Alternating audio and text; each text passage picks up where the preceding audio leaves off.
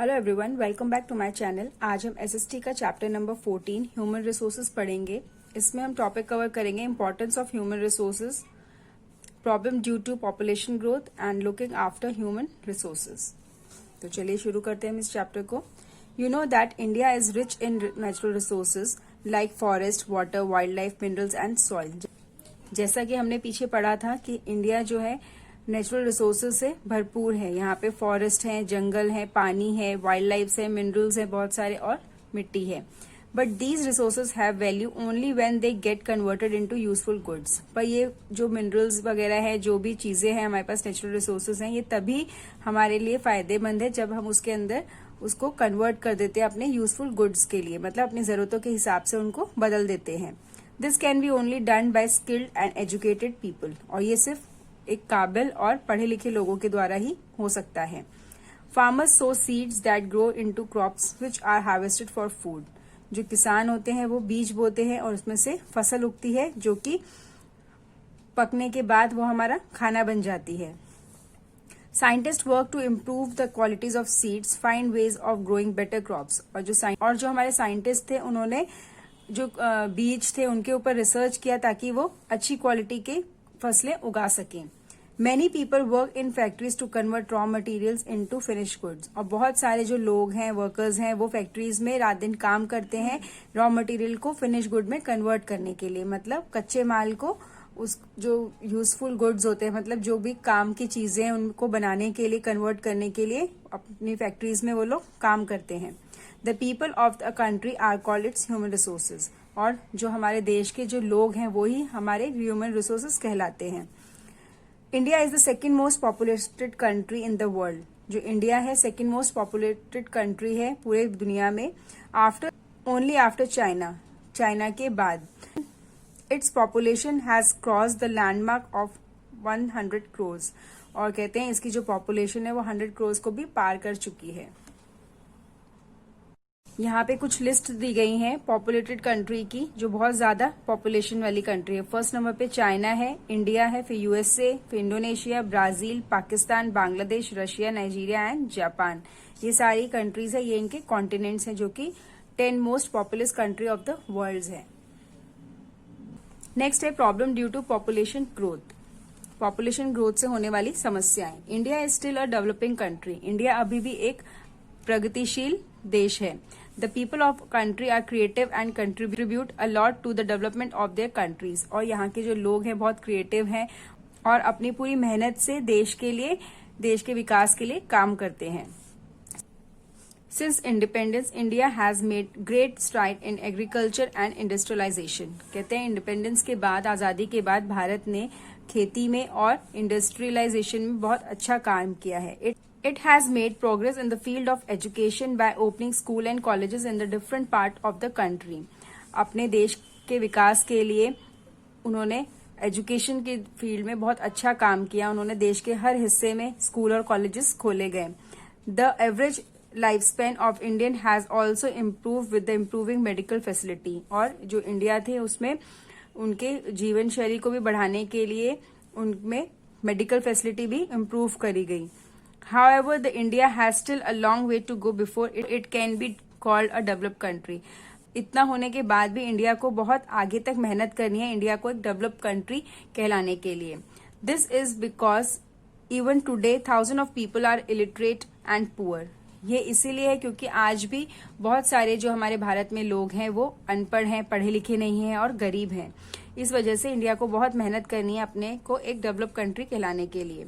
There is also unequal distribution of wealth among the people of India। ये इसीलिए भी है क्योंकि जो भारत में जो धन का वितरण है वो अनइक्वल है, मतलब सामान्य नहीं है। किसी के पास बहुत ज्यादा धन है और कोई बहुत ज्यादा गरीब है।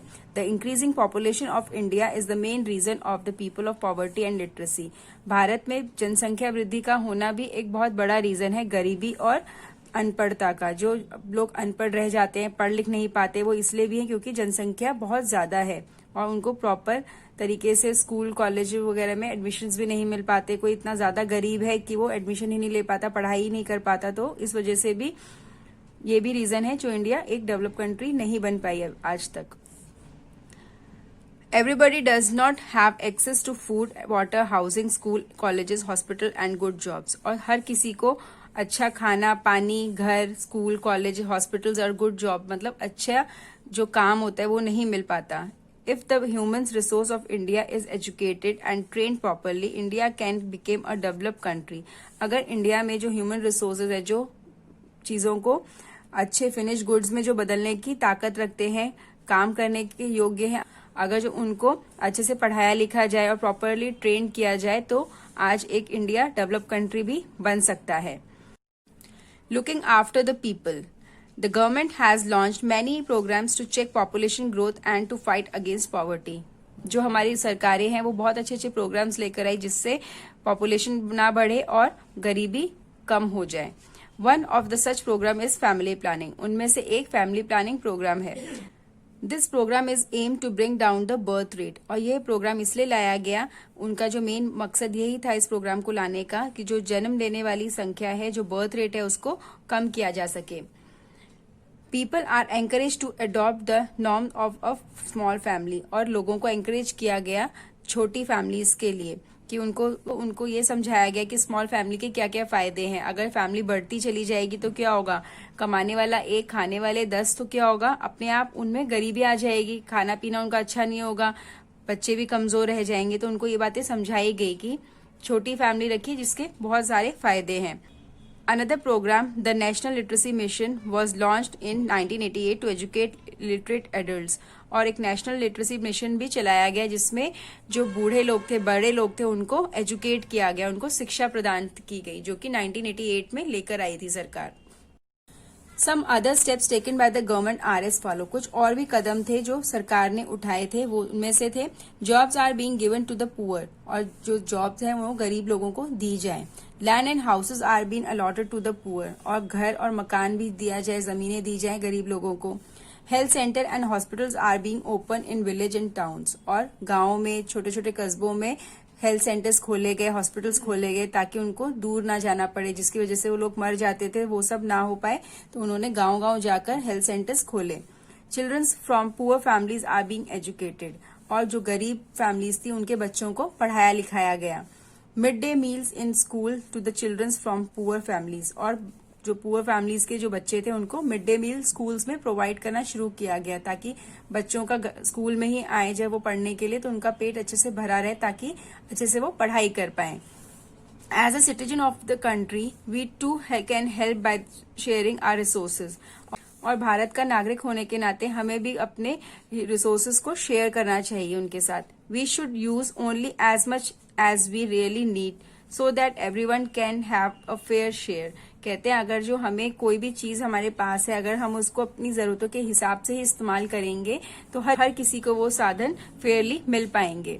तो इसीलिए हमें कोई भी जो भी रिसोर्सेज है उनको ऐसे इस्तेमाल नहीं करना जो कि वो वेस्ट हो सके. जैसे पानी है, बिजली है, उन चीजों को हमें लिमिटेड में इस्तेमाल करना है ताकि जो ज्यादा जरूरतमंद लोग हैं उनको वो भी चीजें मिल सके. तो ये चैप्टर हमारा यहीं पे पूरा होता है. नेक्स्ट इसके कीवर्ड्स है population, number of people who live in a place. Population मतलब जनसंख्या. Literacy, education.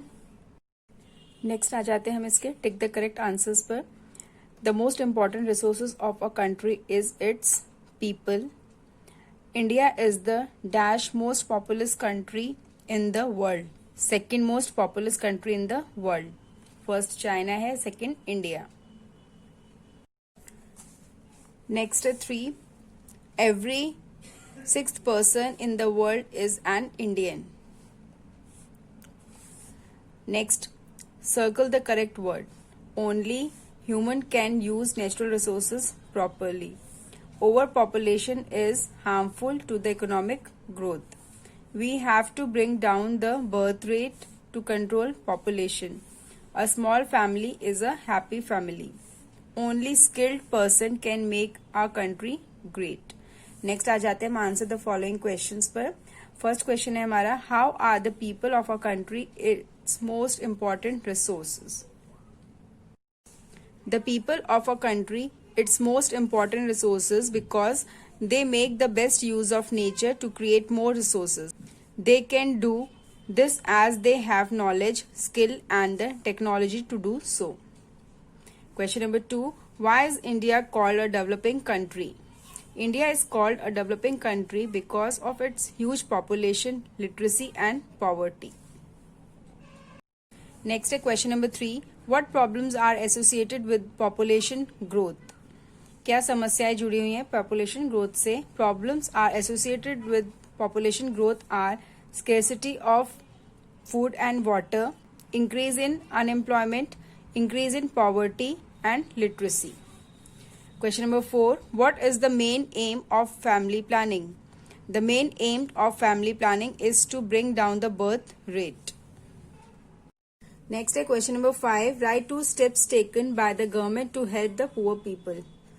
क्या क्या स्टेप्स उठाए गवर्नमेंट ने गरीब लोगों के लिए? The steps taken by the government to help the poor people are as follow. Job are being given to the poor.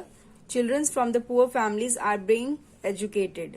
गरीब लोगों को जॉब्स दिए जाएं और जो उनके बच्चे हैं उनको एजुकेट किया जाए. तो और भी काफी सारे स्टेप्स हैं जो गवर्नमेंट ने लिए हैं. उनमें से ये 2 बोले गए थे तो मैंने यहाँ पे 2 मेंशन किए हैं. आप और भी लिख सकते हैं. तो एक्सरसाइज एंड क्वेश्चन आंसर्स हमारे यहाँ पे डिस्कस हो गए हैं. चैप्टर हमारा कंप्लीट होता है. अब हम मिलेंगे नेक्स्ट चैप्टर के साथ. Thank you.